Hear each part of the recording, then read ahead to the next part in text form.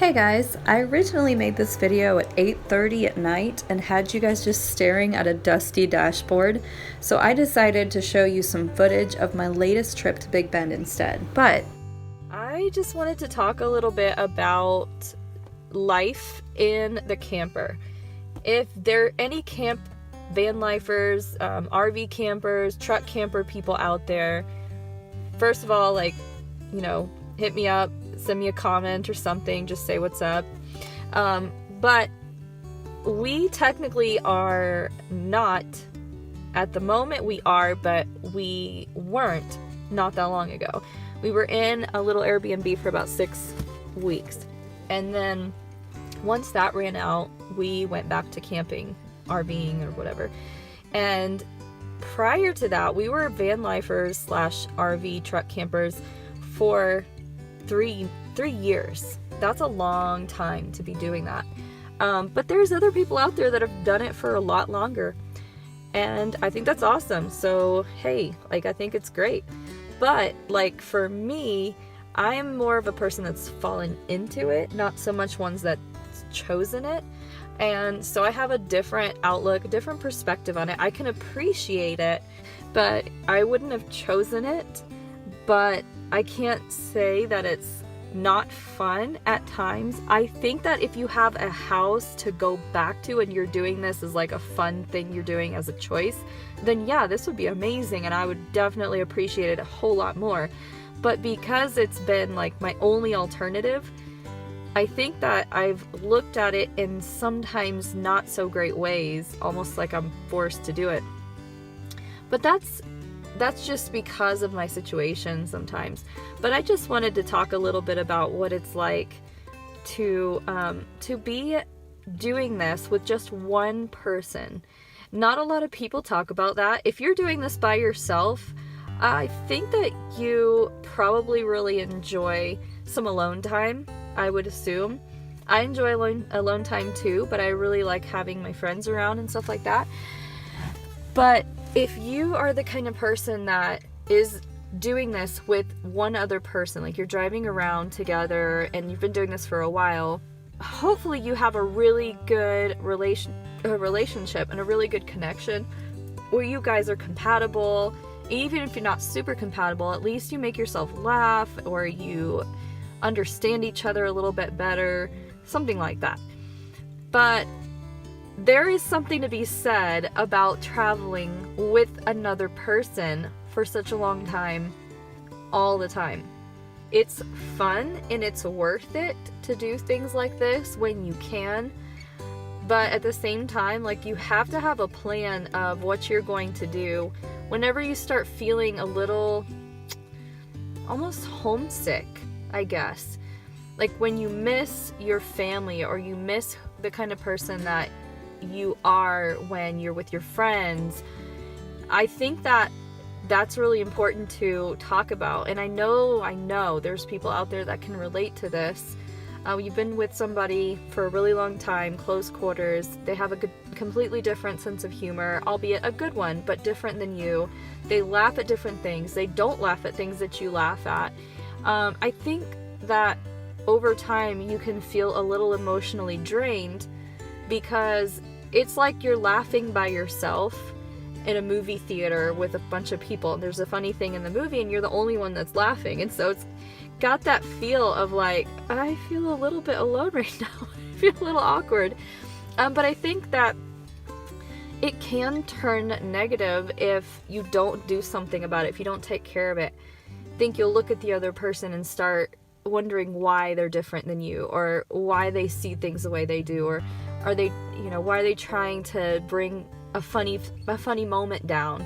But the truth is that your perspective is so narrow because you're always in front of that same thing over and over and over again. So what I do is I step back and I say, I'm going to make a video and I'm just going to randomly vlog, just talk, just have funny things I say, just be myself, pretend I'm hanging out with my brothers and my sister. I have 2 brothers and 1 sister, and we're pretty close. And our sense of humor is pretty similar. We make each other laugh very effortlessly. And we're a lot alike. But you know, it's just, you're used to that. Like, I'm used to growing up with a certain sense of humor, a certain perspective, a certain way of life, a certain way of doing things. I'm definitely more laid back. I'm definitely more like spontaneous, like go with the flow. And the person that I travel with is definitely more of a planner. Like, everything is planned to the T sometimes when it comes to our plans for the day. So for example, we went to look at houses today, and we could have gone left or right. There was a Walmart about 15 minutes away when we couldn't, you know, there was a couple houses we looked at that didn't work out. It was like 2:30 in the afternoon, and at this point I would have just said, hey, let's just, you know, go into the city, let's go do something. It was been a rainy day. Maybe God has something different for us today, so let's go do that. But this person just said, hey, is there anything that you need from Walmart, because it's about 15 minutes away? And I'm like, I don't know, I'm not really thinking about that. Well, then he turns and goes the other way, and by that time I'm like, well, where are we going? Oh, we're just gonna go back to the campground. I'm like, it's 2:30. Yeah, well, there's nothing to do. And see, for me, that'd be like just another excuse to go do something spontaneous and fun. But for this person, it's like, well, there's nothing to do, so let's go back to the campground. And so then at that point I said, okay, well, let's go to Walmart then, because I definitely don't want to go back to the campground right now. But the person said, well, you know, I'm not going to go that way, that's the other way. And we had just turned. So that doesn't make any sense to me. Like, to me, it's just like, turn the car around and go back. But, you know, that's the kind of stuff that you just have to understand, that there's two different ways of looking at things. There's two different ways of looking at life. And in my situation, there's many ways of looking at life in general. But in my circumstance with the person that I'm at, we're two different people looking at life through two different lenses. So that can get to a point where if you're not familiar with what's going on, say you're in a place that's already unfamiliar. Like right now I'm in the desert, I'm in Tucson, looking around places I've not really been, and you're with somebody who is different than you, also unfamiliarity. I think that unfamiliarity, too much of that, can almost make you feel a little bit stuffed, like suffocated.